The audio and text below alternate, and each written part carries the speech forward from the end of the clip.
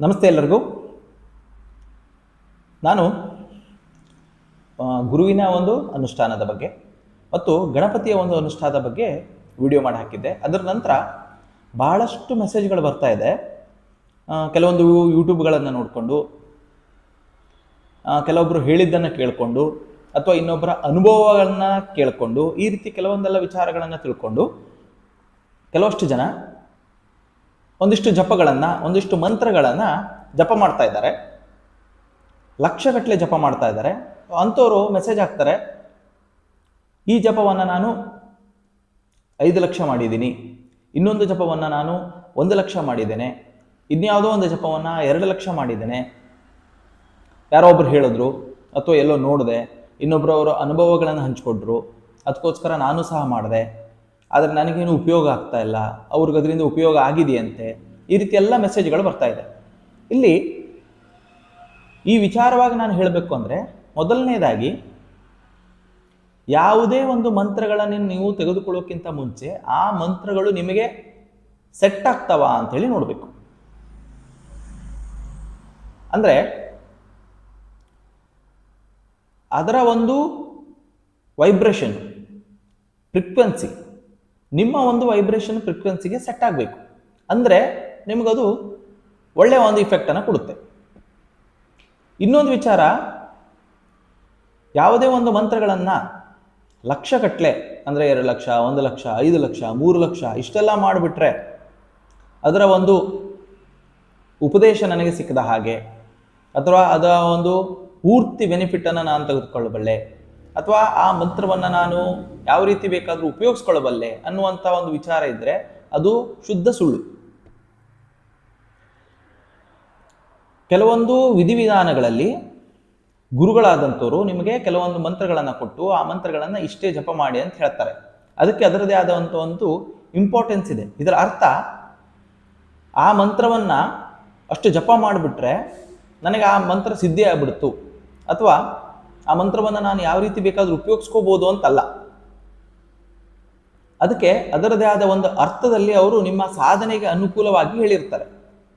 ಅದೇ ರೀತಿ ನೀವು ಯಾವುದೇ ಒಂದು ಜಪವನ್ನು ಮಾಡೋದಕ್ಕಿಂತ ಮುಂಚೆ ಒಂದು ಪ್ರೊಸೀಜರನ್ನು ಫಾಲೋ ಮಾಡೋದು ಒಳ್ಳೆಯದು, ಇಲ್ಲ ಯಾರ ಹತ್ರ ಅದು ಕೇಳಿ ಮಾಡ್ಕೊಳ್ಳೋದು ಒಳ್ಳೆಯದು.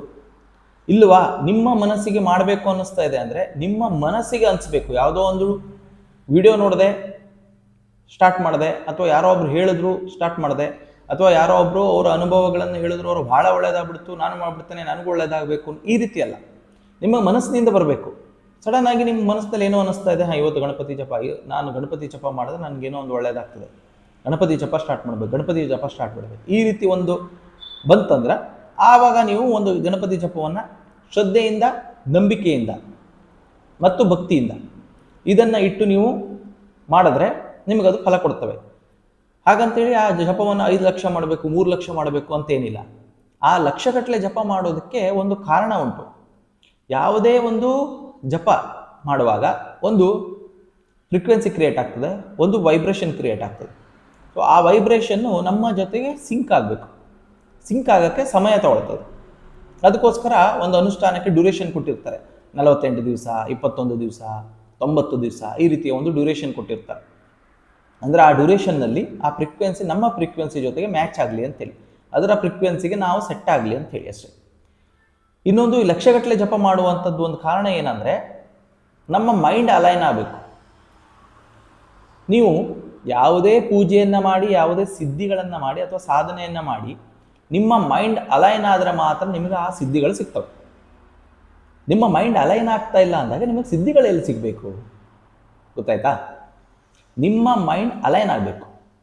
ನಿಮ್ಮ ಮೈಂಡ್ ಕರೆಕ್ಟಾಗಿ ಅಲೈನ್ ಆಯಿತು ಅಂದರೆ ನಿಮಗೆ, ಈಗ ಋಷಿಮುನಿಗಳೆಲ್ಲ ಖಾಲಿ ಒಂದು 10,000 ಮಾಡಿ ಅವ್ರಿಗೆ ಅನುಷ್ಠಾನ ಆಗ್ತಾ ಇತ್ತು, ಅವ್ರಿಗೆ ಸಿದ್ಧಿ ಆಗ್ತಾ ಇತ್ತು.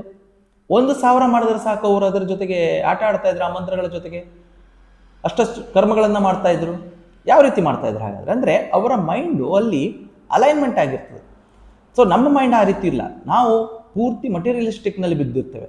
ಸೊ ನಮ್ಮ ಮೈಂಡ್ ಆ ರೀತಿ ಇರೋದಿಲ್ಲ. ಅದಕ್ಕೋಸ್ಕರ ಆ ಮೈಂಡ್ ಅಲೈನ್ಮೆಂಟ್ ಆಗಬೇಕಂದ್ರೆ ನೀವು ಒಂದು ಪರ್ಟಿಕ್ಯುಲರ್ ಆಸನದಲ್ಲಿ ಕೂತ್ಕೊಂಡು, ಒಂದು ಪರ್ಟಿಕ್ಯುಲರ್ ಹೊತ್ತಷ್ಟು ಕೂತ್ಕೊಂಡು ಜಪಗಳನ್ನು ಮಾಡ್ತಾ ಹೋಗಬೇಕು. ಆ ಜಪಗಳನ್ನು ಮಾಡೋದ್ರಿಂದ ಜಪಗಳ ನಿಮಗೆ ಪ್ರಭಾವ ಬರ್ತದೆ ಅಂತ ಹೇಳೋದಿಲ್ಲ, ಆದರೆ ಆ ಜಪಗಳನ್ನು ಮಾಡ್ತಾ ನೀವು ಅದ್ರ ಮೇಲೆ ಕಾನ್ಸಂಟ್ರೇಟ್ ಮಾಡ್ತಾ ಮಾಡ್ತಾ ಮಾಡ್ತಾ ನಿಮ್ಮ ಮೈಂಡ್ ಅಲೈನ್ಮೆಂಟ್ ಆಗ್ತದೆ.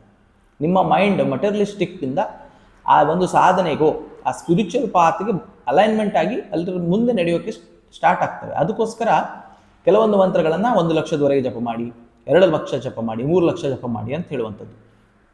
ಇನ್ನು ಕೆಲವೊಬ್ಬರು ಮೆಸೇಜ್ ಮಾಡ್ತಾರೆ, ಪುರಶ್ಚರಣವನ್ನು ಮಾಡ್ತಾ ಇದ್ದೇನೆ, ಪುರಶ್ಚರಣದಲ್ಲಿ ಎಷ್ಟು ಭಾಗ ಇದೆ, ಈ ಥರದ್ದೆಲ್ಲ ಕೇಳ್ತಾರೆ. ಯಾವುದೇ ಒಂದು ಪುರಶ್ಚರಣ ಅಂತದಂಥ ಒಂದು ವಿಚಾರವನ್ನು ನೀವು ಮಾಡಬೇಕಂದ್ರೆ ದಯವಿಟ್ಟು ಗುರುಗಳ ಥ್ರೂ ಮಾಡಿ. ಪುರಶ್ಚರಣದಲ್ಲಿ 3 ಭಾಗ ಬರ್ತವೆ. ಆ 3 ಭಾಗಗಳನ್ನು ಮಾಡಿದ್ರೆ ಆ ವ್ಯಕ್ತಿ ಆ ಮಂತ್ರದ ಉಪದೇಶವನ್ನು ಕೊಡುವಂಥ ಒಂದು ಯೋಗ್ಯತೆಯನ್ನು ಪಡ್ಕೊಳ್ತಾನೆ. ಆದರೆ ಆ 3 ಚರಣಗಳ ಮಾಡೋದಕ್ಕೆ ಬಹಳಷ್ಟು ನಿಯಮಗಳುಂಟು. ಅವೆಲ್ಲ ಮಾಡಿ ನೀವು ಅದು ಆ ಫ್ರೀಕ್ವೆನ್ಸಿಗೆ ನೀವು ನಿಮ್ಮ ಫ್ರೀಕ್ವೆನ್ಸಿ ಸೆಟ್ ಮಾಡಬೇಕು. ಇಲ್ಲ ಅಂದರೆ ಅದು ನಿಮಗೆ ಹೊಡೆದು ಬಿಸಾಡೋಕ್ಕೆ ಹೋಗ್ಬಿಡುತ್ತೆ. ಒಂದು ಟ್ಯೂಬ್ಲೈಟಿಗೆ ಬೇಕಾಗಿರುವಷ್ಟೇ ಕರೆಂಟನ್ನು ಕೊಡಬೇಕು. ನೀವು ಅದಕ್ಕಿಂತ ಜಾಸ್ತಿ ಕೊಟ್ಟರೆ ಟ್ಯೂಬ್ಲೈಟ್ ಬ್ಲಾಸ್ಟ್ ಆಗುತ್ತೆ. ಒಂದು ಎಸಿಗೆ ಬೇಕಾಗುವಷ್ಟು ಕರೆಂಟ್ ಕೊಟ್ಟರೆ ಮಾತ್ರ ಅದು ವರ್ಕ್ ಆಗುತ್ತೆ. ಅದಕ್ಕಿಂತ ಕಡಿಮೆ ಕೊಟ್ಟರು ವರ್ಕ್ ಆಗಲ್ಲ, ಅದಕ್ಕಿಂತ ಜಾಸ್ತಿ ಕೊಟ್ಟರು ವರ್ಕ್ ಆಗಲ್ಲ. ಅದೇ ರೀತಿ ನಿಮ್ಮ ಒಂದು ಫ್ರೀಕ್ವೆನ್ಸಿಗೆ ತಕ್ಕಂಗೆ ನೀವು ಜಪಗಳನ್ನು ಮಾಡಬೇಕೇ ಹೊರತು ಯಾರೋ ಒಬ್ಬರು ಮಾಡಿದ್ರು ಅಂಥೇಳಿ ನೀವು ಮಾಡೋಕ್ಕೆ ಹೋಗಬಾರ್ದು. ಯಾರೋ ಒಬ್ಬರು ಮೆಸೇಜ್ ಮಾಡಿದ್ರು ನನಗೆ, ಅವರು ಯಾವುದೋ ಒಂದು ಮಂತ್ರಗಳನ್ನು ತಗೊಂಡಿದ್ದಾರೆ, ಪುರಶ್ಚರಣೆಗಳನ್ನು ಎಲ್ಲೋ ತಿಳ್ಕೊಂಡಿದ್ದಾರೆ, ಅವರು ಒಂದು ಸಂಖ್ಯೆಗೆ ತಕ್ಕಂತೆ 1 ಲಕ್ಷಗಳನ್ನು ಮಾಡಬೇಕು ಅಂಥೇಳಿ. ಸೊ ಆ ಮಂತ್ರ ಎಷ್ಟೋ ಒಂದು ಸಂಖ್ಯೆ ಉಂಟು, ಅದರ ಪ್ರಕಾರದಂಗೆ ಇವರು ಸ್ಟಾರ್ಟ್ ಮಾಡಿಬಿಟ್ಟಿದ್ದಾರೆ 3 ಪಟ್ಟು ಮಾಡಲಿಕ್ಕೆ. ಏನೆಲ್ಲ ಹೊಡೆದು ಬಿಸಾಡ್ಬಿಡುತ್ತೆ, ನಿಮಗೆ ಪೂರ್ತಿ ನೆಗೆಟಿವ್ ಆಗಿ ಸ್ಟಾರ್ಟ್ ಆಗಿಬಿಡ್ತದೆ. ಆಮೇಲೆ ನೀವು ಬೈಕೊಳ್ತೀರಿ, ಮಂತ್ರ ಜಪ ಮಾಡಿದ್ರೆ ಒಳ್ಳೇದಾಗ್ತದೆ ಅಂತಿದ್ರು, ನಾನು ಜಪ ಮಾಡಿದ್ರೆ ನನಗೆಲ್ಲ ಕೆಟ್ಟದಾಗಕ್ಕೆ ತೋಳಿ. ನಿನಗೆ ಯಾರು ಹೇಳಿದ್ರು ಅದು ಮಾಡೋಕ್ಕೆ? ಅಷ್ಟು ಮಾಡ್ಲಿಕ್ಕೆ ಹೇಳಿದ್ಯಾರು ನಿನಗೆ ಅಲ್ವಾ? ಅದಕ್ಕೋಸ್ಕರ ಜಪಗಳನ್ನು ಮಾಡುವಾಗ ನಿಷ್ಠೆ ಇರಲಿ, ಭಕ್ತಿ ಇರಲಿ, ಶ್ರದ್ಧೆ ಇರಲಿ, ಇದರಿಂದ ಮಾಡಿ, ಕಡಿಮೆನೇ ಮಾಡಿ. ನಿಮಗೆ ಫ್ರೀಕ್ವೆನ್ಸಿ ಸೆಟ್ ಆಗೋವರೆಗೂ ಅಂದರೆ ನಿಮಗೆ ಅನುಭವಕ್ಕೆ ಬರ್ತದೆ. ಆವಾಗ ನೀವು ಜಾಸ್ತಿ ಮಾಡ್ತಾ ಹೋಗಿ. ಲಕ್ಷಗಟ್ಟಲೆ ಮಾಡೋದ್ರಿಂದ ಒಳ್ಳೆಯದಾಗ್ತದೆ ಅನ್ನೋದು ತಪ್ಪು. ಆ ಮಂತ್ರದ ಉಪಯೋಗವನ್ನು ನೀವು ಎಷ್ಟು ಪಡ್ಕೊಳ್ತಿದ್ದೀರಿ ಅನ್ನೋದು ಇಂಪಾರ್ಟೆನ್ಸ್ ಆಗ್ತದೆ. ಅದರ ಬಗ್ಗೆ ಮಾಡಬೇಕಂದ್ರೆ ನೀವು ಕೆಲವೊಂದು ಯೋಗಗಳನ್ನು ಕಲಿಬೇಕಾಗ್ತದೆ, ಕೆಲವೊಂದು ಮೈಂಡ್ ಅಲೈನ್ಮೆಂಟ್ಗಳನ್ನು ಕಲಿಬೇಕಾಗ್ತದೆ. ಅದೆಲ್ಲ ನಿಮಗೆ ಗುರುಗಳು ತಿಳಿಸ್ಕೊಡ್ತಾರೆ. ಗುರುಗಳು ಅಂದರೆ ಆಧ್ಯಾತ್ಮಿಕ ಗುರು ಅಂತ ಹೇಳ್ತಿಲ್ಲ ನಾನು, ಅಂದರೆ ಗುರುಗಳಾದವನಿಗೆ, ಅಂದರೆ ಆ ವಿಚಾರದ ಬಗ್ಗೆ ತಿಳಿದವನಿಗೆ ಗೊತ್ತಿರ್ತದೆ ಅದನ್ನ ಯಾವ ರೀತಿ ಅಲೈನ್ಮೆಂಟ್ ಮಾಡಿ ಅದನ್ನ ನಾವು ಉಪಯೋಗ ಮಾಡ್ಕೋಬೇಕು ಅಂತೇಳಿ. ಅದಕ್ಕೋಸ್ಕರ ಒಂದು ಗುರುವಿನ ಒಂದು ಅನುಗ್ರಹ ಬೇಕು ಅನ್ನೋದಷ್ಟೇ. ಸೊ ಆ ಥರದ ಒಂದು ವಿಚಾರಗಳನ್ನು ತಿಳ್ಕೊಂಡು ಆ ಗುರುಗಳನ್ನು ಹಿಡ್ಕೊಂಡು ಅದಕ್ಕೆ ವಿಚಾರಗಳನ್ನು ಯಾರು ಹೇಳ್ಕೊಡ್ತಾರೋ ಅವ್ರ ಹತ್ರ ಕೇಳಿಕೊಂಡು ಸ್ಟಾರ್ಟ್ ಮಾಡಿ. ಇಲ್ಲ ನಿಮ್ಮ ಒಂದು ಸ್ವಂತ ಅನುಭವದ ಮೇಲೆ ನೀವು ಒಂದು ಜಪವನ್ನು ಸ್ಟಾರ್ಟ್ ಮಾಡ್ತೀರಿ ಅಂದರೆ ಕಡಿಮೆದಾಗಿ ಸ್ಟಾರ್ಟ್ ಮಾಡ್ತಾ ಹೋಗಿ. ಭಕ್ತಿ ಶ್ರದ್ಧೆ ಇರಲಿ, ಆ ದೇವರು ನಿಮಗೆ ದಾರಿ ತೋರಿಸ್ತಾನೆ. ಇದಿಷ್ಟು